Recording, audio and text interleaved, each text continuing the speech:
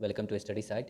आज हम पठित अबोधन के अंतर्गत पहला चैप्टर सुभाषितानी के अध्ययन करेंगे। देखिए, सुभाषितानी का अर्थ होता है सुंदर उक्तियाँ।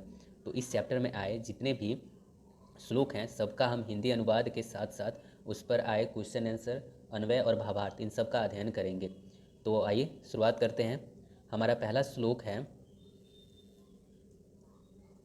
श्लोक है आलस्यम ही मनुष्यानाम शरीरस्थो महान रिपु। आलस्य ही मनुष्य के शरीर के अंदर की महान शत्रु है। नास नास उद्यम समोह न बंधु कृत्वा यम नावसीदति। मतलब उद्यम के समान कोई भी बंधु नहीं है, उद्यम के समान हमारा कोई भी दोस्त नहीं है। कृत्वा यम ना अवसिदति, जिसे करके हम कभी दुखी नहीं होते हैं। कहने का मतलब ये हुआ कि मनुष्य के शरीर के अंदर की जो महान शत्रु है वो आलस्य है, और उद्यम जो होता है ना, उद्यम मतलब परिश्रम, हमारा सबसे बड़ा मित्र होता है, जिसे करके कभी भी मनुष्य दुखी नहीं होता है। तो पहले चैप्टर का ये अनुवाद था। अब आते हैं पहले चैप्टर के पहला श्लोक का ये अनुवाद है। दूसरा श्लोक देखते हैं। गुणी गुणम बेति न बेति निर्गुणम। गुणवान व्यक्ति जो होता है ना वो गुण को जानता है, निर्गुण व्यक्ति नहीं जानता। बली बलम बेति, बलवान व्यक्ति जो होता है वो बल जानता है, निर्बल व्यक्ति नहीं जानता। पिको बसंत से गुणम न वायस, मतलब पिक जो होता है ना, पिक मतलब हो गया कोयल। कोयल क्या होता है, बसंत का गुण जानता है, कौवा नहीं जानता।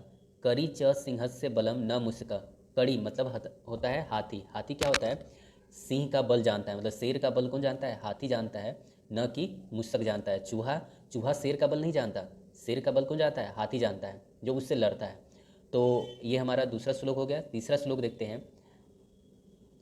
निमित्त मुद्देश्य ही यह प्रकोप्यति, जो किसी निश्चित कारण के कारण अगर क्रोध करता है, मतलब कोई कारण हो इस पर जो आदमी क्रोध करता है, ध्रुवम सह तस्या पग में प्रसिद्धति, उस कारण के हट जाने के बाद, उस कारण के समाप्त हो जाने के बाद वो व्यक्ति क्या हो जाता है, खुश हो जाता है। मतलब जो व्यक्ति किसी कारण की वजह से क्रोध करता है, अगर वो कारण हट जाए तो वो व्यक्ति क्या हो जाता है, खुश हो जाता है। अकारण द्वेषी मनस्तु यस्य वै, जो अकारण ही जो मनुष्य क्रोध करता है, अकारण ही जो मनुष्य बैर रखता है, कथम जनस्तम परितोष्यति, वैसे मनुष्य को कभी भी संतुष्ट नहीं किया जा सकता। जो मनुष्य बिना कारण के ही दुखी रहता है या बिना कारण के ही किसी दूसरे व्यक्ति से द्वेष रखता है, वैसे व्यक्ति को कभी भी संतुष्ट नहीं किया जा सकता। अब आते हैं चौथा श्लोक। चौथा श्लोक है हमारा, चौथा श्लोक है उदीरथो उदीर्थो पशुनापि गृहते हयाश्च नागाश्च च बहन्ति बोधिता अनुक्तमप्युहते पंडितो जनः परंगति ज्ञान फला ही बुद्ध्या। कहने का मतलब उदीरथो पशुनापि गृहते, जो पशु को जो चीज़ कहा जाता है उसे भी वो क्या होता है, ग्रहण करता है। पशु को अगर हम किसी तरह का आदेश देते हैं तो वो आदेश को वो क्या करता है, वो ग्रहण करता है। हयास नागाश्च बहन्ति बोधिता। हयास, हयास का मतलब होता है जो हमारे ये घोड़ा होता है, और जो नागास मतलब हाथी होता है, ये क्या होते हैं, बहंती बोधिता, वे हमारे आदेश पर क्या होते हैं, भार को वहन करते हैं, मतलब भार को ढोते हैं। अनुक्तम पिबते पंडितो जना, जो पंडित पंडित लोग जो होते हैं ना वो बिना कहे हुए बातों को समझ लेते हैं। परंगति ज्ञान फला ही बुद्धिया, जो दूसरे के बस इशारा मात्र को समझ ले वही आदमी क्या होता है, विद्वान होता है, वही आदमी क्या होता है, बुद्धिमान होता है। हम अगले श्लोक पर देखते हैं। अगला श्लोक क्या है। क्रोधो ही शत्रु प्रथमो नरानाम देह स्थितो देह विनाशाय। क्रोध क्या है, मनुष्य का प्रथम शत्रु है, जो मनुष्य के शरीर का विनाश कर देता है, मतलब मनुष्य के शरीर के अंदर रहता है और उसका विनाश कर देता है। यथा स्थितम काष्ठ्यागतो ही बहनी सह एव बहिर्दतः तो शरीरम, जिस प्रकार से काष्ठ के अंदर, जिस प्रकार से लकड़ी में लगा हुआ आग लकड़ी को समाप्त कर देता है, उसी तरह से मनुष्य का जो क्रोध होता है वो मनुष्य के शरीर को जला देता है। अगला देखते हैं।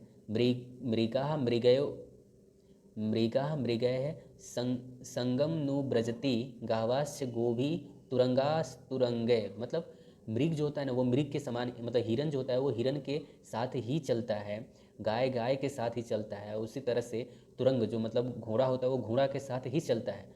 मूर्खास्य मूर्खय सुधिय सुधी भी, मूर्खास जो मूर्ख लोग होते हैं वो मूर्ख के साथ ही चलता है, और जो विद्वान होते हैं वो विद्वान के साथ ही चलता है। समानशीलम व्यसनेषु सख्यम, मतलब जो समानशील समान गुण के होते हैं या समान आदत वाले व्यक्ति होते हैं उन्हीं के बीच में क्या होती है, दोस्ती होती है। मतलब मृग का मृग के साथ, गाय का गाय के साथ, उसके बाद ये घोड़ा का घोड़े के साथ, मूर्ख का मूर्ख के साथ, और जो विद्वान होते हैं उनका विद्वान के साथ, ये क्या होता है, उनकी उनकी दोस्ती होती है, उनकी मित्रता होती है। आते हैं हम आगे। तो आगे हमारा ये श्लोक है, सेवित व्योह महावृक्ष फल छाया संवित, मतलब हमें उन वृक्ष को सेवित करना चाहिए, उन वृक्ष की हमें आश्रय लेनी चाहिए जिसमें क्या हो, फल हो और छाया हो।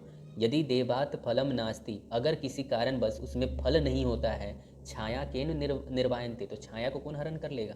अगर उस वृक्ष में फल नहीं होगा तो छाया को तो कोई नहीं रोक सकता, छाया तो उसमें होगा ही। अब हम आते हैं अगला। अगला क्या है, अमंत्र मंत्रम क्षरम नास्ति नास्ति मूलमौषधम अयोग्य पुरुषः नास्ति योजकस्त्र दुर्लभ। अमंत्र मंत्रम क्षरम नास्ति, किसी भी अक्षर में कोई भी अक्षर मंत्रहीन नहीं होता है। कोई भी अक्षर क्या होता है, मंत्रहीन नहीं होता। और कोई भी मूल मतलब होता है जड़, जो वृक्ष का जड़ होता है वो बिना औषधि का नहीं होता।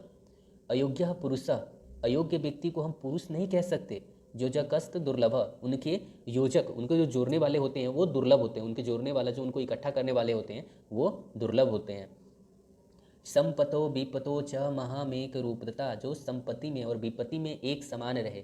उदये सबिता रक्तयो रक्तस्तास्तमय तथा, मतलब कहने का मतलब जो संपत्ति और विपत्ति में भी एक समान रहते हैं, जो महान व्यक्ति होते हैं वो संपत्ति में और विपत्ति में भी एक समान रहते हैं। जिस तरह सूरज उगते समय क्या होता है, लाल रंग का होता है, और डूबते समय भी वो लाल रंग का होता है। उसी तरह से विद्वान व्यक्ति भी होते हैं कि उन्हें संपत्ति और विपत्ति में भी वो हमेशा एक समान ही रहते हैं। अगला श्लोक है हमारा, विचित्रे खलु संसारे नास्ति किंचित निरर्थकम, मतलब इस विचित्र संसार में कुछ भी निरर्थक नहीं है। अश्वचेत धावने वीर, अगर घोड़ा दौड़ने में वीर है तो भार उठाने में खर वीर है। खर मतलब होता है, खर का मतलब होता है ये गधा, तो गधा क्या होता है, भार उठाने में गधा वीर है। मतलब अगर दौड़ने में घोड़ा अगर शक्तिशाली है तो भार उठाने में क्या है, गधा शक्तिशाली है। तो इस तरह से हम कह सकते हैं संसार में कोई भी चीज़ निरर्थक नहीं है, सबका कुछ ना कुछ अर्थ जरूर है। अब हम आते हैं चैप्टर का प्रैक्टिस करते हैं। तो फटाफट इस क्वेश्चन का, चूँकि अभी हम सबका हिंदी अनुवाद किए हैं, तो क्वेश्चन का आंसर करते चलिए। आलस्य हम कीदृश शत्रु कथित, आलस्य को किस तरह का शत्रु कहते हैं, तो महान शत्रु कहते हैं। श्रेष्ठस्य मनुष्य का, मनुष्य श्रेष्ठ बंधु कह, श्रेष्ठ बंधु कौन होता है, तो श्रेष्ठ बंधु है उद्यम। कह गुणम बेती, तो गुण कौन जानता है, तो जो गुणवान होगा वही ना, तो क्या होगा, गुणी। बलम कह बेती कश्च न बेती, बल कौन जानता है, जो बलवान होगा वो बल जानता है, तो बली। और बल कौन नहीं जानता, तो निर्बला। तो ये हो जाएगा। फिर उसके बाद है निमित्तम इति पदस्य को अर्थ, निमित्त का अर्थ क्या होता है, मतलब कारण, कोई ना कोई कारण होता है इसका अर्थ। फिर इसके बाद आता है ध्रुवम इति पदस्य को अर्थ, ध्रुव पद का क्या अर्थ होता है, मतलब ध्रुव का मतलब होता है निश्चित। के परंगति ज्ञान फला भवती, तो जो दूसरे के ज्ञान को जानता है वो उसे हम क्या कहते हैं, उसे हम बुद्धिया कहते हैं।